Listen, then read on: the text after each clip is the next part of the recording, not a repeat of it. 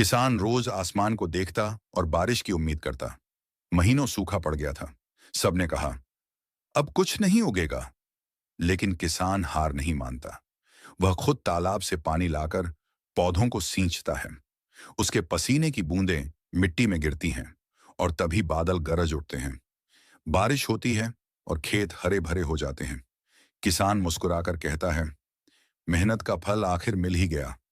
अब अगर लाइक और सब्सक्राइब नहीं किया तो दिल बहुत दुखेगा।